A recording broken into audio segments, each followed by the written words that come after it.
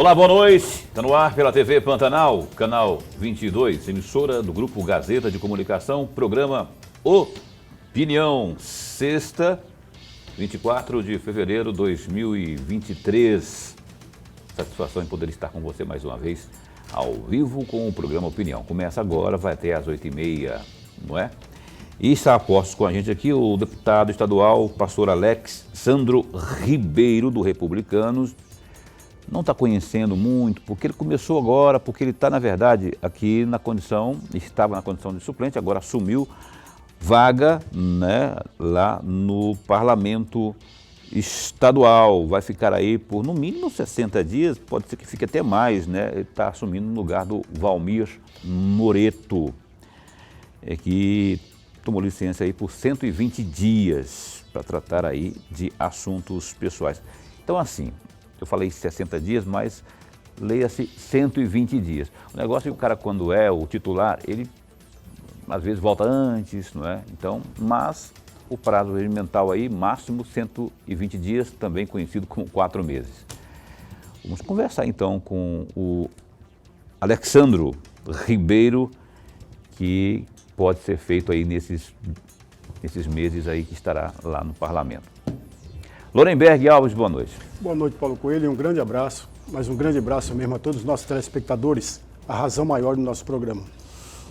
Verdade, então você que se liga no programa Opinião em qualquer canto, esteja você aonde for, tanto pelo canal 22 como também pela internet, www.gazetadigital.com.br ou então pela página no Facebook da TV Pantanal. Muito obrigado pelo carinho da sua companhia. O republicano, pastor Alexsandro,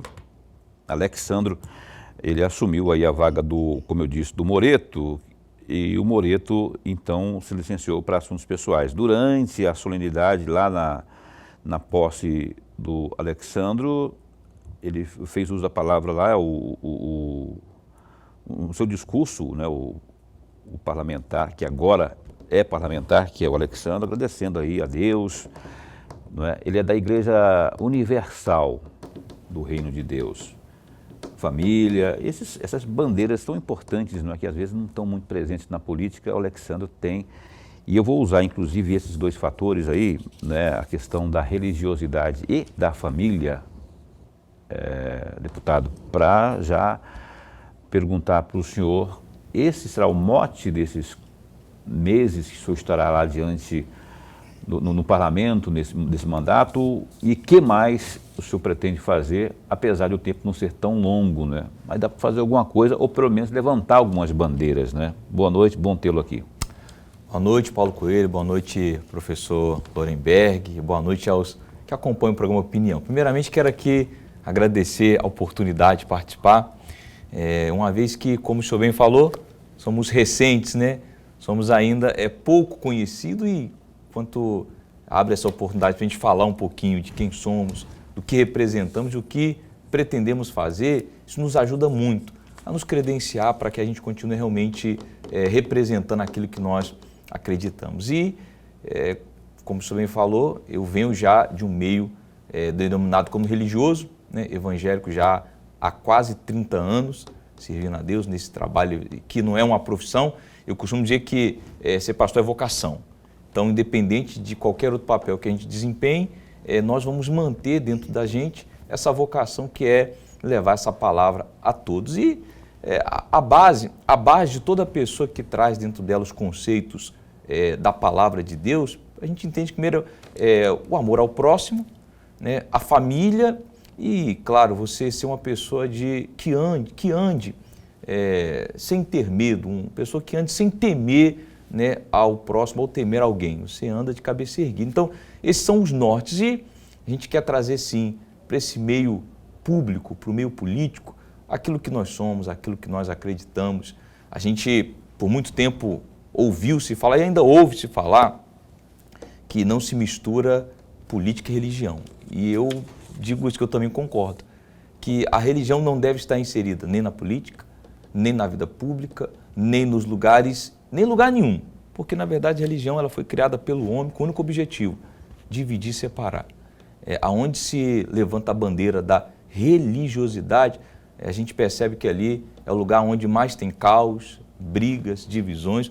Hoje em dia a gente vê aí uma guerra mundial por conta de opiniões políticas, por conta de divergências políticas. Então, eu também concordo que isso não deve se misturar. Agora, o que a gente pretende trazer são os conceitos que o próprio Deus instrui ao homem.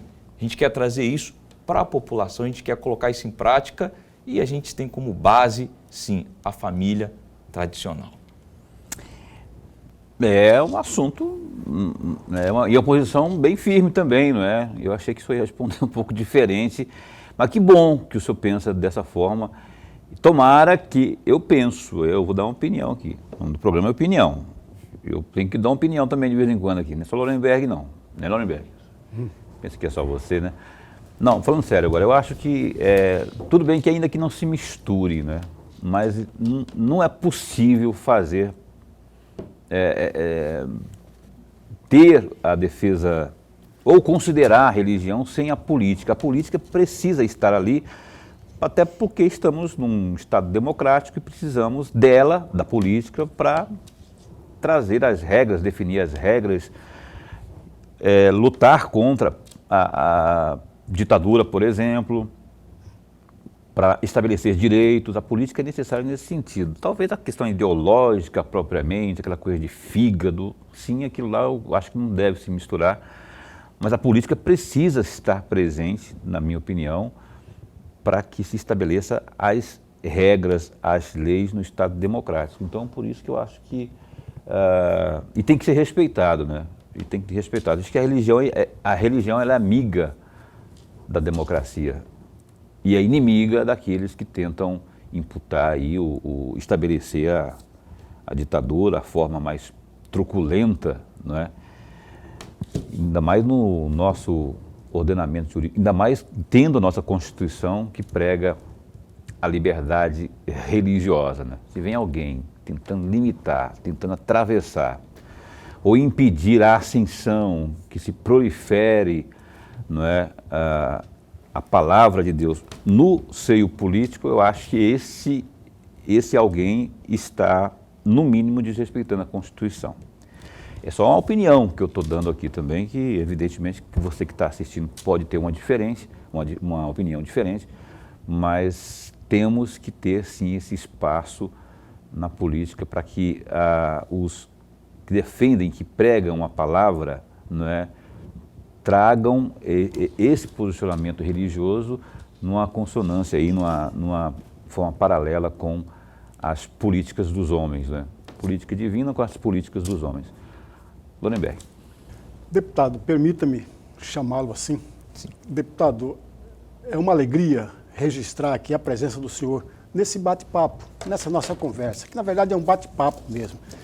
E até para o amigo telespectador acompanhar o trabalho do senhor, que deve e que está acontecendo na Assembleia Legislativa. Por falar em Assembleia Legislativa, deputado, eu encontrei um trecho do discurso do senhor lá na Assembleia Legislativa, no ato da posse, e esse trecho do discurso eu encontrei no site O Bom da Notícia, no dia 15 de fevereiro deste ano, evidentemente, né?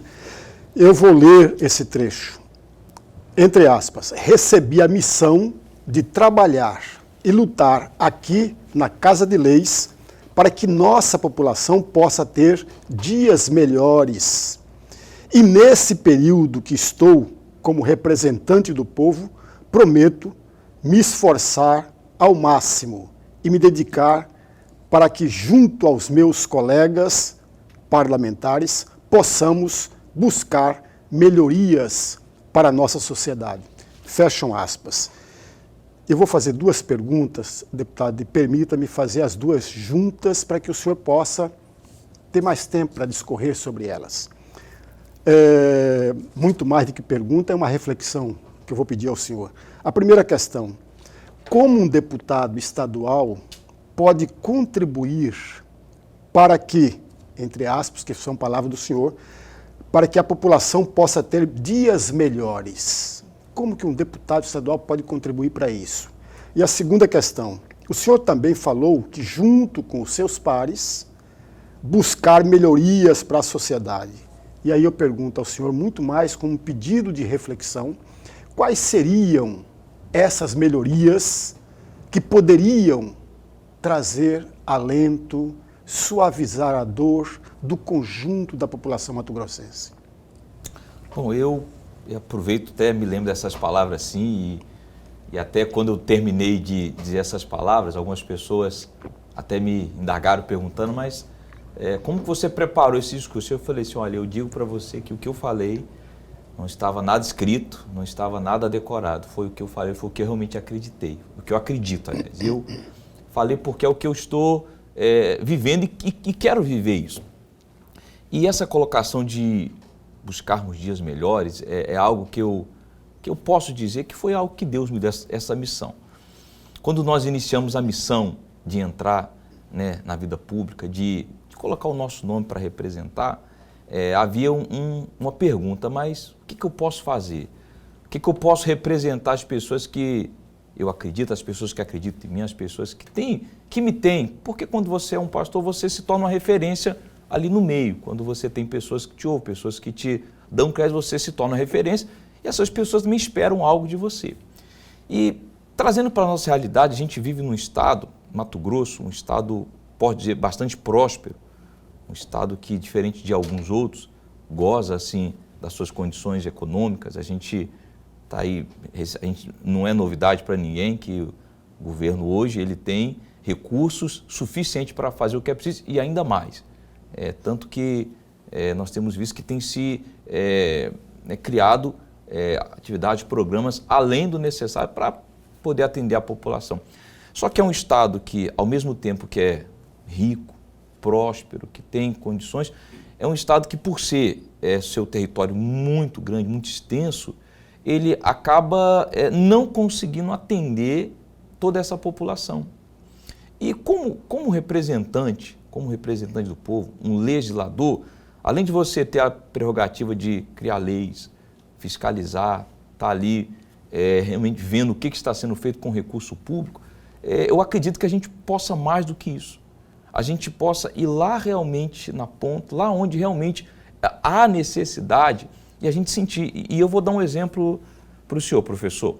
Nesse carnaval, eu aproveitei que não tinha atividade na Assembleia, estava tudo parado, eu aproveitei para viajar na região do Vale do Araguaia, que é uma região onde eu já tive a oportunidade de morar em Água Boa por alguns meses, vivi lá alguns anos atrás e experimentei de perto realmente o que aquela região vive. E eu tive a oportunidade de voltar lá agora, já como um deputado já em exercício, e percorri algumas cidades, não fui em todas, mas fui. Vila Rica, Confresa, Santa Terezinha, São Félix, Canarana e tal. E uma coisa que a gente ouve, e ouve assim, não é de um nem de outro, é que aquela região, mesmo hoje tendo lá um representante, que é o doutor Eugênio, que reside lá em Água Boa, mesmo tendo, aquela região, ela é uma região que se sente excluída de Mato Grosso, a ponto da gente chegar e as pessoas nos receber dizendo, bem-vinda, bem-vindo ao novo Mato Grosso. E eu nem entendi, mas novo por quê? É porque assim, a gente não se sente parte do Mato Grosso, a gente parece que não coaduna ou não participa de tudo que a gente se vê de Mato Grosso, a gente não convive isso. E aí eu conversando com outra população, empresários, com representantes, vereadores, a conversa era meio que a mesma. Eles diziam, olha, nós não conseguimos participar da evolução do Estado. Não chega para a gente aqui, e o que a gente precisa, a gente tem que correr lá na Assembleia, ir de gabinete em gabinete, pede um, pede outro, pede um recurso, pede uma emenda. A gente tem que ficar correndo atrás para que nós sejamos lembrados. E assim, a gente está falando de uma região que deve ter ali aproximadamente seus 300 mil habitantes ou mais. É uma região que não é uma região que é algumas cidades. Se pega ali acima de Barra do Garça até Vila Rica, se não me engano, na última, são mais de 300 mil habitantes. É uma região grandiosa que demanda de necessidades grandiosas. E que, uma vez indo lá, como eu fiz, fui lá, ouvi, conversei com professores, conversei com mães, conversei com secretários, com vereadores, com prefeitos e a conversa era sempre essa. precisamos de alguém que realmente nos represente, que fale por nós, que realmente lute por nós, que realmente apresente não só os problemas, mas que apresente também soluções, que esteja lá realmente sinalizando para cá. E aí eu posso dizer que, como um representante do povo, como um deputado, você pode não ter o poder executivo de ir lá executar, você pode não ter esse poder de ir lá e fazer obras e realmente fazer a coisa com as mãos, mas você tem um poder muito grande de trazer isso a público, de levantar, sim, essas demandas, de ser a voz dessas pessoas em secretarias, que tem como obrigação manter-se em assistência em todo o estado, de dar assistência social àquela cidadezinha lá no final, lá na divisa com Tocantins, secretários que deveriam estar a par do que acontece na educação lá da cidade de Confresa, onde uma mãe disse que ela tirou o filho da escola porque a escola que ela está indo, infelizmente, ela não sente segura. Então, quer dizer, dessa forma, quando você traz o problema para casa, então você, não é que você impõe, mas você obriga as pessoas a ouvirem, você levanta a discussão, você coloca no ar e não tem como simplesmente virar a página com aquele assunto no ar. Então, obrigatoriamente, os amigos que também foram eleitos para representar não só uma região, não só representar uma cidade, mas representar o Estado, nós somos representantes do Estado de Mato Grosso e não da cidade de, ou da cidade não, mas do Estado. Então nós trazemos essa obrigação, esse dever de todos juntos discutir e juntos buscarmos melhorias, buscarmos realmente soluções práticas. Existem hoje aí tantas leis que beneficiam o povo, mas são leis que não têm funcionalidade, não tem infelizmente função nenhuma. Existem elas, mas ninguém sabe como usar, ninguém consegue ter acesso a elas, não são às vezes divulgadas. E a gente, como um representante, nós temos sim o dever de fazer com que o que aqui existe chegue lá na ponta. E se não está chegando, então vamos trazer essas demandas, essas necessidades aqui para perto. E quando a gente fala isso, parece que é uma coisa de outro mundo. Mas eu tiro o exemplo de uma secretária de Barra do Garça, que eu tive com ela na terça-feira à noite, na quarta-feira à noite, já no finalzinho da quarta-feira de cinzas, já estava o programa já para voltar, e ela pediu para falar comigo sobre que eu estava lá, fiquei uma hora conversando com ela, ela passou algumas necessidades, demandas que ela tem, e hoje pela manhã eu pedi os assessores para poder entrar em contato com ela, pegar escrito, e ela disse só o seguinte: olha qual foi a resposta dessa secretária, só da gente ter sido ouvida, atendida, eu não sei o que você vai conseguir para nos ajudar, mas o que você fez para mim já vale mais do que qualquer promessa que outras pessoas fizeram. Então, o que a gente detecta? Que a população, ela quer sim melhorias, sim, ela quer ver o seu representante atuante, sim, mas ela também quer ser ouvida. Ela quer fazer parte realmente da construção. Ela quer que alguém fale aquilo que ela pensa, aquilo que ela passa, ainda que não chegue para ela aquele resultado como ela queria, mas ela quer fazer parte da construção. E como representante do povo, eu acredito que a gente deve sim, a gente deve ser a voz do povo ali na casa, ali na Assembleia. A gente tem que ser a voz do povo entre os secretários, entre o governador, entre aqueles que têm sim o poder de executar e fazer. Nós podemos ser esse elo que traz as demandas, leva aqueles que podem e cobre, fiscalize, para que realmente essas melhorias cheguem a quem realmente deveria chegar. Muito bem. Lá é chamado Vale dos Esquecidos. Aí quando chega um deputado, ainda que não seja da região lá, que simplesmente senta e ouve as demandas, as pessoas ficam agradecidas. Por quê? Não é à toa que tem o nome de Vale dos Esquecidos. Esse apelido aí não foi por acaso. É porque realmente a falta de representante às vezes, não é, ou de ter um número maior, como tem o Nortão. O Nortão tem vários parlamentares. Lá tem o doutor Eugênio só, assim, e no parlamento pelo menos, né? Outros tantos beliscaram votos lá, muitos receberam os senadores, não é? Deputados federais. Então há essa carência de ter atenção e de trazer para cá, para o executivo, por exemplo, ou para o parlamento, para transformar em proposta de lei, ou qualquer tipo de propositura às demandas daquela região. E o governo, até onde a gente sabe, e eu particularmente sei bastante, porque eu cobri muito o executivo, jornalisticamente falando, sei que tem uma receptividade muito boa para com as demandas de lá. Se elas vão ser transformadas em ações, são outros 500, mas que lá tem Casa Civil, não é? O próprio governador propriamente tem essa abertura para ouvir os parlamentares, e uma vez chegando lá as demandas, aí fica muito mais fácil.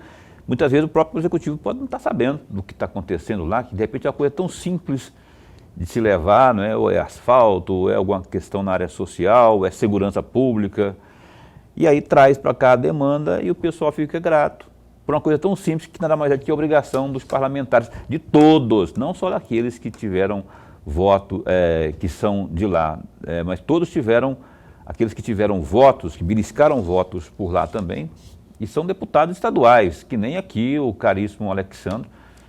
A base dele é Cuiabá, Rondonópolis, Várzea Grande. Então ele poderia ter feito essa viagem por aqui.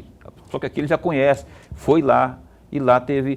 e lá ele também responde, porque ele é deputado do Estado, né?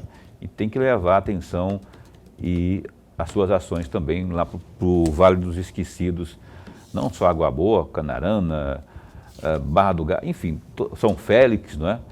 Aquele pessoal lá precisa realmente do braço do Estado e do parlamento estadual, não é?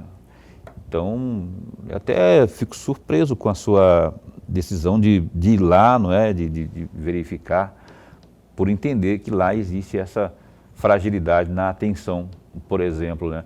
Tanta coisa importante que precisa chegar lá ao Vale dos Esquecidos. Eu chamo o Vale dos Esquecidos porque eu sei que lá, eu sou barragacense, por exemplo, pra você ter uma ideia, e sei que o negócio lá não acontece como acontece no Nortão, Sinop, Sorriso, Lucas, não é ali o negócio, porque ali é uma região pujante.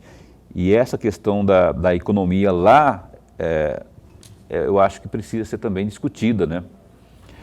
Porque para alavancar a economia daquela região é preciso fazer estudos e, além do que, transformar a região também com a infraestrutura e tudo mais. Então, que outros tantos, né, que estão aí confortáveis na sua região, minha região, lá eu tenho não sei o quê, meus votos são garantidos. Não, o voto garantido, o Mato Grosso esse estado de dimensões continentais aí precisa ser ouvido como um todo, especialmente aqueles que estão nessas regiões mais delicadas, até agora delicadas. Quem sabe daqui a pouco a gente não tenha lá uma pujança também. Eu sei que estão plantando soja lá pelo Araguaia, lá. Daqui a pouco, quem sabe, não é? A soja é sinônimo até de desenvolvimento, porque ali é riqueza que acaba fomentando a economia local. O Opinião vai dar um tempo só para o intervalo comercial e volta num instante só.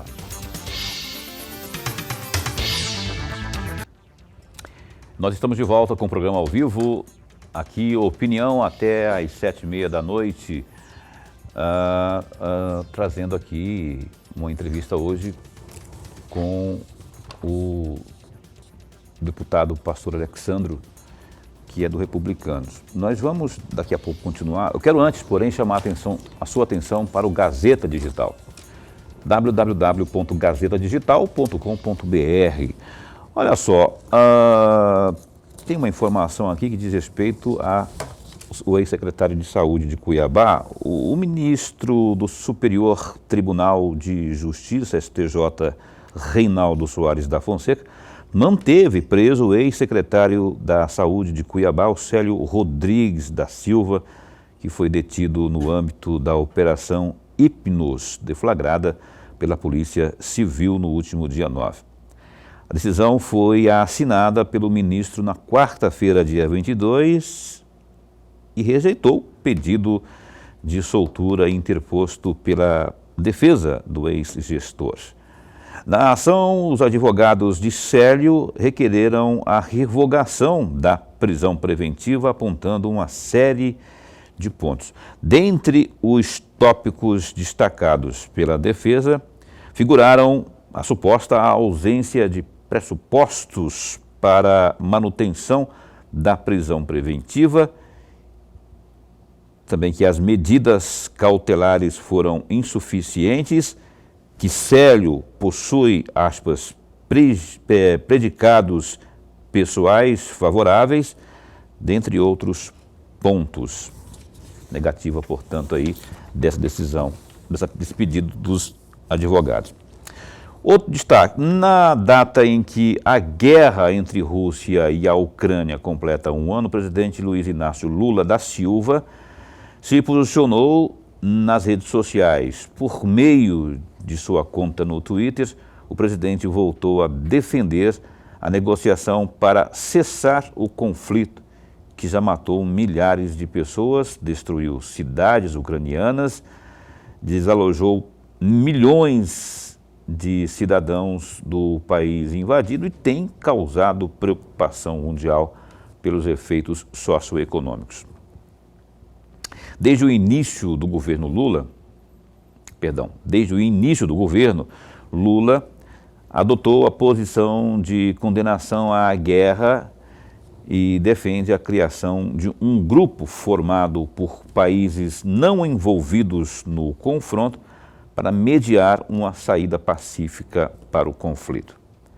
Na véspera da guerra, antes de completar aí um ano, o vice-ministro das Relações Exteriores da Rússia, Mikhail Galuzin, declarou à agência de notícia russa TASS que o governo russo analisa as propostas brasileiras para pôr fim à guerra. O vice-chanceler russo ainda ressaltou o fato de o Brasil não fornecer armas e munições à Ucrânia, o que teria colocado o Brasil na posição de mediador em potencial da questão.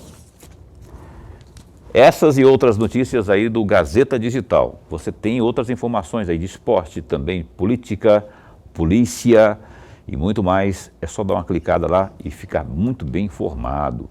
www.gazetadigital.com.br. Não é tão simples, né, Lorenberg? Porque o Lula falava assim, não, isso numa mesinha de bar, tomando uma cervejinha, tudo para ele tem cervejinha, né?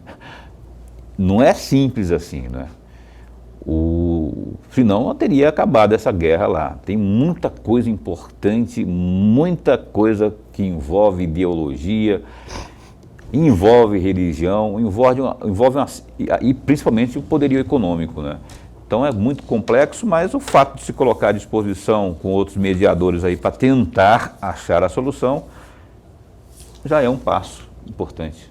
Paulo, você tem razão, e o amigo telespectador, veja, não importa quem seja o presidente do país, seja A, B ou C, não importa, tem que tomar cuidado com o artigo 4º da Constituição, e em especial o inciso 3º e o inciso 8º, que diz muito claramente, numa relação internacional, o país deve agir para defender a paz. Para defender a paz. Isso fica muito claro para todos nós, amigos. Ora, se é isso, o presidente da República brasileira tem que agir desta forma. É claro e evidente que o Brasil não tem esse poder, tamanho, como deu a notícia. Não tem esse poder, tamanho, como diz o presidente da República do Brasil, diz ter. Não é desta forma. Existem outros tantos países que podem contribuir muito mais do que o próprio Brasil. Agora, não se pode perder o que determina a Constituição. O presidente da República pode muita coisa, mas não pode tudo. Ele está sob as regras constitucionais. Ponto final. Agora, tem um outro detalhe, Paulo, para o amigo telespectador, para terminar, para refletir um pouco mais. Veja, a Alemanha, o governo alemão, proibiu a venda de blindados brasileiros para as Filipinas. Aí alguém pergunta, mas para aí, por que a Alemanha proibiu isso? Alguém pode falar, ele proibiu porque o governo alemão pediu para o Brasil ajudar nas armas que poderiam favorecer a Ucrânia contra a Rússia. Se você olhar desse lado, fala, poxa vida, então é isso que está acontecendo. Não. Há um contrato na Alemanha que todos os elementos importantes para os blindados que têm origem na Alemanha está no contrato muito antes. Esses blindados só podem ser vendidos a terceiros com aval da própria Alemanha. Mas isso significa um outro detalhe, a negociação. Um país, um presidente da República, amigo, tem que ser, se ele não é capaz de fazê-lo, tem que ter uma assessoria bastante forte para que possa dialogar, conversar, fazer as articulações. Hoje no mundo requer isso. A política da boa vizinhança, a articulação, a negociação, a conversa. As armas podem até ser importantes, mas não nesse momento.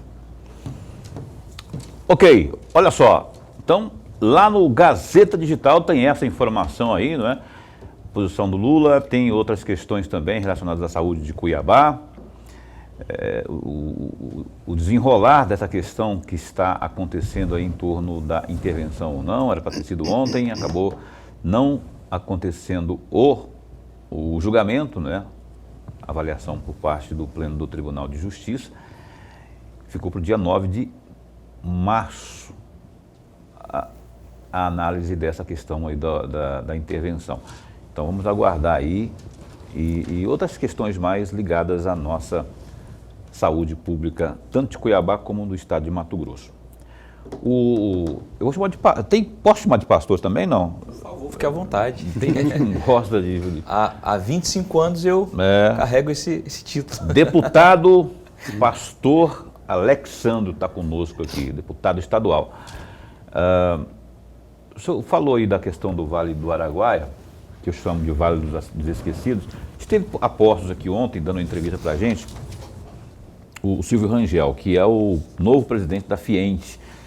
E o Silvio dizia, eu vou falar isso como sugestão, inclusive, de um acordo que está sendo feito, que foi feito, firmado entre a Fiente e o governo do estado, de capacitação para 50 mil pessoas. Capacitação dada a situação que o estado tem, uma pujança muito no agro, por exemplo, só que existe um apagão de mão de obra qualificada, por exemplo, e tudo mais, né?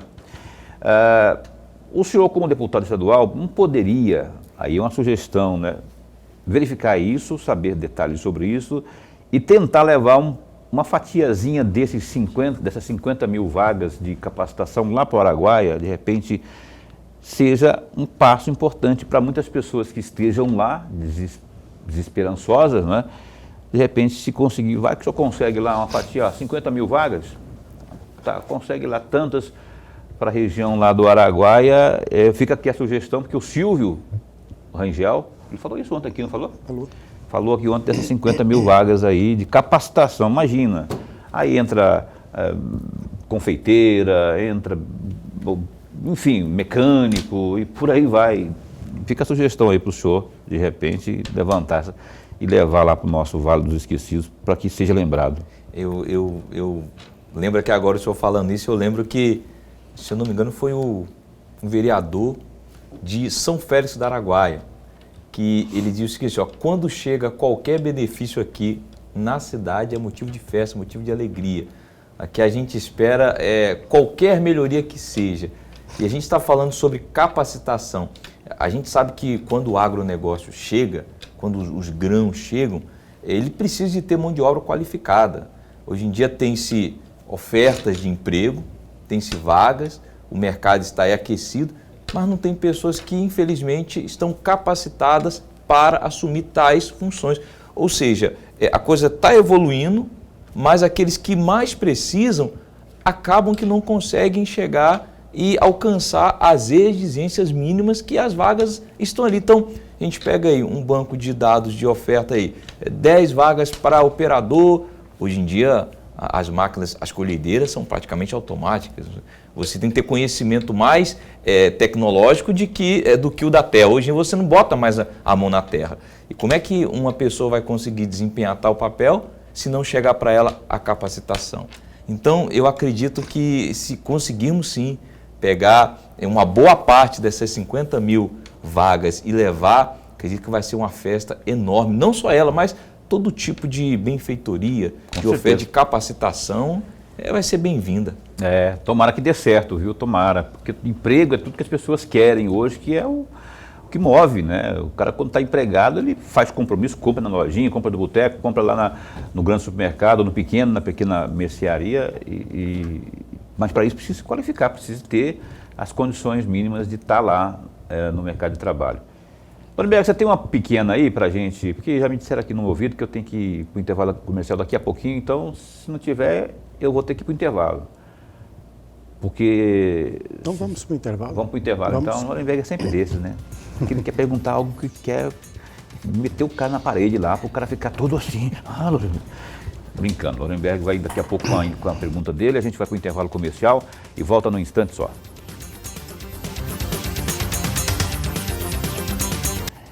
Cá estamos de volta, você está assistindo ao programa Opinião desta sexta-feira. O Lorenberg ficou de fazer uma pergunta lá, e eu não deixei, no bloco anterior, porque ele vai fazer a pergunta agora e fica mais à vontade para perguntar aqui ao nosso entrevistado desta noite, o deputado Pastor Alexandre. Por favor. Deputado, o senhor esteve com o secretário de Segurança Pública do Estado, muito recentemente. Esteve na oportunidade, o secretário apresentou ao senhor o programa Vigia Mais Mato Grosso. E eu gostaria exatamente de ouvi-lo a respeito desse programa Vigia Mais. O senhor ficou entusiasmado? Qual é um ponto desse programa que mais chamou a atenção do senhor? Qual é o comentário que o senhor tem a respeito desse programa?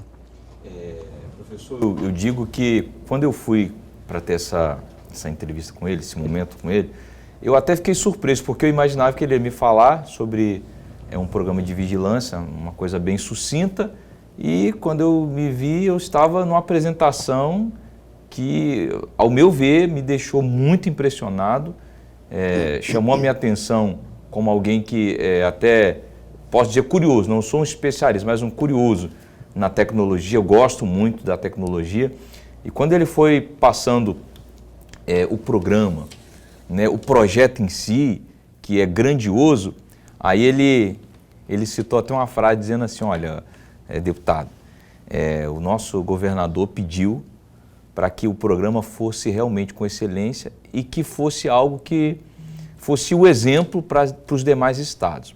Por quê?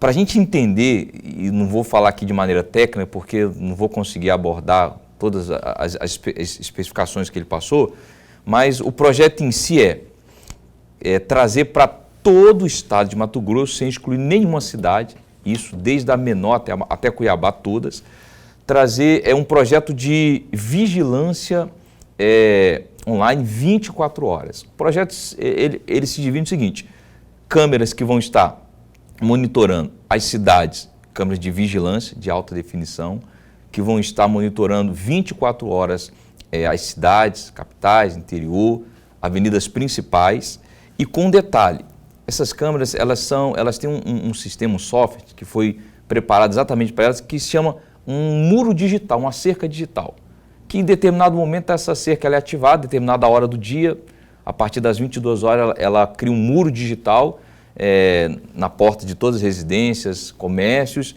de maneira que todo acontecimento que acontecer fora do normal, naquele período das 22 até as 7 da manhã, encostar na parede, alguém simular um arrombamento, alguém encostar na parede, o movimento atípico, ele é na hora acionado pela vigilância local, que vão ter as câmeras para poder verificar o que está acontecendo naquele lugar, e se for uma atividade suspeita, já vai ser acionada ali a vigilância local, os guardas locais, para poder tomar as devidas proporções. Só que aí não para por aí. Essa era a parte que me chamou a atenção, mas quando ele disse que isso seria só a primeira parte, que além disso, essas câmeras seriam, além delas, teriam as câmeras que são as OCS, não me falha a memória, que são as que registram todas as placas de veículos, de maneira que não vai entrar um veículo em Mato Grosso, não vai circular um veículo na cidade de Mato Grosso, sem que automaticamente ele seja registrado no banco de dados para saber se esse veículo foi dado como roubado, como algo que está infracionado, se está fora da lei, automaticamente o sistema cria-se um banco de dados e já registra. Aquela placa que passar em Cuiabá e de repente passar em Várzea Grande, ela já vai ser acionada dizendo, esse carro está mudando de cidade e já vai trazer uma leitura. E o ponto principal, eu disse assim, mas não iam precisar, é um projeto grandioso, porque você quer colocar câmera em todo o estado, e como é que vai ser essa logística, como é que vai ser esse projeto, como é que ele vai ser na prática? E ele disse, olha, ele é grande, mas na prática a gente vai ter as prefeituras que vão, com parceria, a Secretaria de Segurança Pública, vão receber esse equipamento, vão receber, o governo já tem uma grande parte desse equipamento, se não me falha a memória, são quase 22 mil câmeras que serão distribuídas em todo o estado. E eu fiz uma pergunta para ele que ele até me chamou a atenção, porque eu disse, mas qual é a quantidade de câmeras para cada cidade? Como é que vocês conseguiram dimensionar 100 câmeras, 200 para quais cidades? E segundo eles, fizeram um programa que colocaram em cada cidade porcentagem daquela cidade da criminalidade de roubo, assalto à mão armada, roubo de carro, invasão a domicílio, violência, atentado. Colocaram nesse sistema, nesse programa, e o programa fez uma leitura e colocou ali o resultado de quantas câmeras e quantos lugares são necessários para manter aquela cidade guardada, bem vigiada, como disse ele.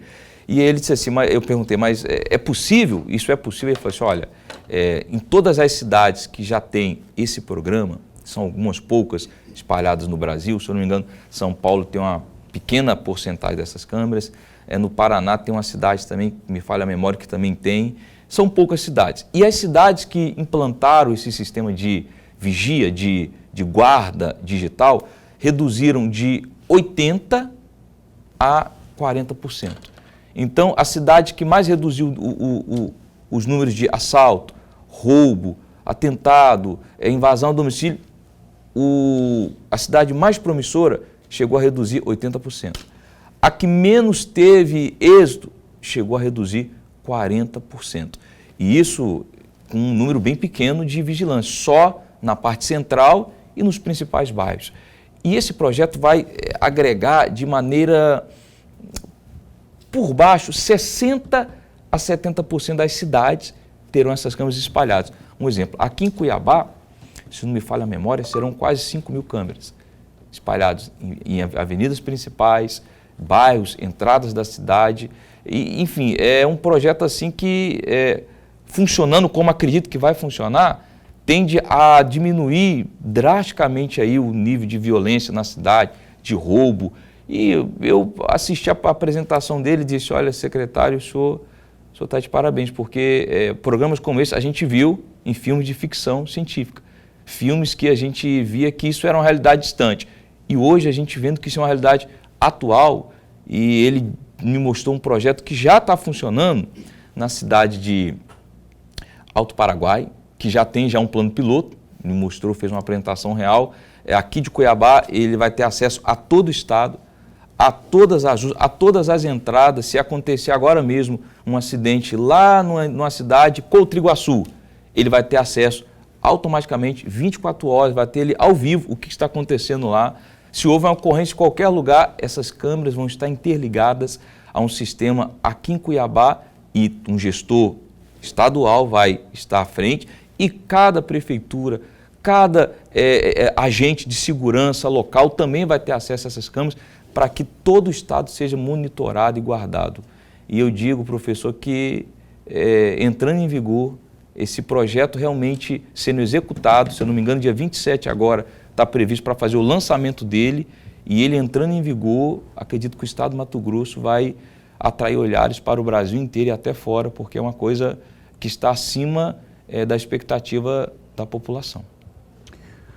O deputado, o senhor lembra quantos votos o senhor teve agora nessa disputa? 18.663. A maior parte, Cuiabá. Cuiabá foram quase 6 mil aqui em Cuiabá. A maioria. A então, maioria. A maioria.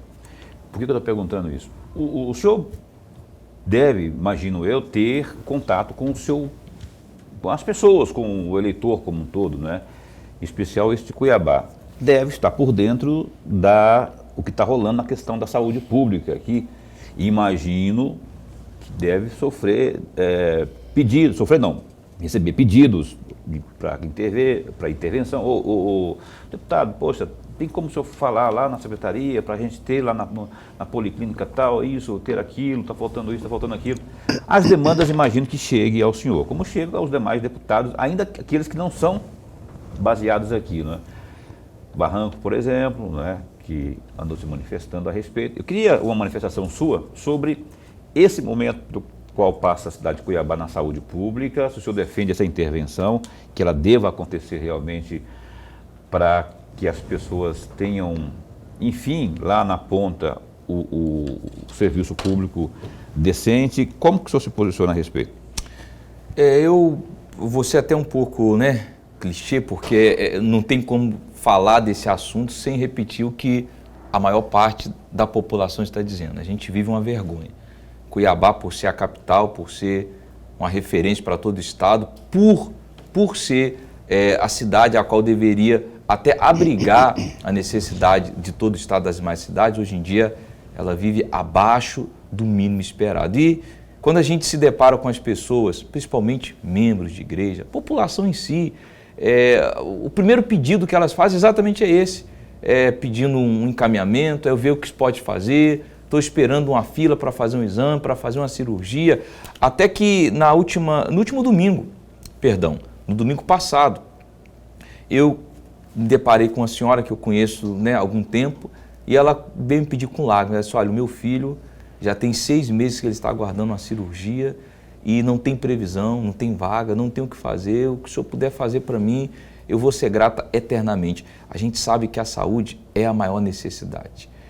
A pessoa pode estar desempregada, ela consegue se virar sem trabalho. A pessoa pode estar, com problemas lá no trabalho, pode estar com problema de dinheiro, pode ser que a família não esteja bem, mas quando o problema é na saúde, quando a dor aperta, quando a pessoa está ali entre a vida e a morte, um problema sério, não dá para esperar, não dá.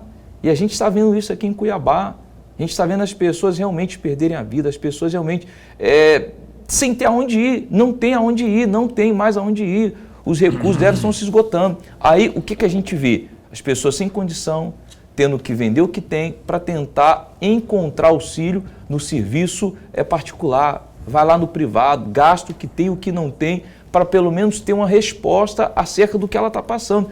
E a gente se posiciona contra. Eu como defensor da sociedade, eu me sinto envergonhado quando alguém fala que não tem aonde ir nem para fazer um exame. Legal. Aliás, eu também sugiro ao senhor que também dê uma pressãozinha lá na saúde do Estado por conta do concurso público, que não sai há mais de 20 anos. Isso é importante. Saúde pública precisa de bons profissionais e está sem concurso ali faz muito tempo, décadas, e há essa necessidade aí de ter. E também tem uma dívida aí, tem que ver direitinho como que faz para chegar do Estado para o município de Cuiabá, porque se é dívida tem que ser pago, vai ter que ver quais são as circunstâncias dessa dívida aí, o que é de fato, o que é de fake, não é? Porque tem essa alegação na prefeitura, que tem uma dívida e tudo mais, mas o fato da falta do concurso público não é fake, é verdade, tem que saber se tem isso agendado. O caríssimo Gilberto Figueiredo falou aqui, teve aqui como entrevistado, falou que ano passado foi feito um levantamento lá, não é? Para a realização do concurso, esse estudo estaria nas mãos do governador, dependeria dele só para startar isso. E o parlamento precisa também, o Ministério Público precisa também pressionar para que ocorra, para que melhore também a saúde pública no âmbito do estado de Mato Grosso. Lorenberg, uma última sua. Mas muito rapidamente, deputado, aí vamos para o Estatuto do Partido Republicano, que o senhor faz parte, é filiado. Lá no artigo 11, na letra C, diz o seguinte: combater todas as manifestações de discriminação social de gênero, de orientação sexual, de cor, de raça, de idade ou de religião. Gostaria muito de um comentário do senhor a respeito deste item do Estatuto do Partido Republicano. Como republicano, como alguém que está desde a fundação, desde a base, e até porque o republicano, muita gente não sabe, mas ele era o antigo PRB. E ninguém entende por que mudou de PRB para republicano. Porque a sua base do republicano era uma base com viés, né, de esquerda, ele foi formado na base do PT. E com o decorrer do tempo a gente percebeu que não era esse o viés do partido, esse não era o principal objetivo, então desmembrou, nasceu-se republicano, que traz essas bandeiras bem claras, que tem como objetivo único, agregar. E quando a gente toca nesse assunto de ser contra as manifestações, a gente quer deixar bem claro que nós não somos a favor da discriminação. Durante a campanha, eu estive participando de um podcast e a apresentadora, eu não me lembro qual foi deles, mas ela me questionou pelo fato de eu ser pastor e como é que eu me comportaria com religiões contrárias a minhas, né? Religiões de matriz africana e etc e tal, e como os homossexuais também. E ela falou assim, mas você como pastor, você vai dialogar, vai conversar, você vai ter algo que represente eles. E eu disse para ela assim, olha, nesse decorrer da minha campanha, eu tenho pessoas que fazem parte da minha campanha, que me ajudam, que são representantes, né, que são homossexuais. Eu tenho pessoas que são ferrenhas, que são realmente ativistas das religiões das matrizes africanas, que conviveram comigo. E isso eu tenho liberdade de falar, que a gente quer agregar o maior número de pessoas, independente do que seja. O que a gente não leva é a divisão, é a intolerância que divide as pessoas. Olha só, queria continuar o papo, que está muito bom, mas não temos tempo para mais nada, a não ser para agradecer ao senhor. Muito obrigado, deputado estadual, pastor Alexandro Ribeiro, do Republicanos, aqui conosco. A gente está a posto para bem informado, tendo demanda lá, é só, estamos aqui. Obrigado e volte sempre. Eu que agradeço a audiência, agradeço a participação e foi uma alegria, foi um prazer estar aqui. Espero voltar em breve com boas notícias. Abraço, obrigado ao senhor, a Stephanie Romero, que é a jornalista que está ali, que é assessora, está dando uma força na imprensa. O rapaz, cara, que eu esqueci o nome dele, que é assessor também lá. O Everton. Everton.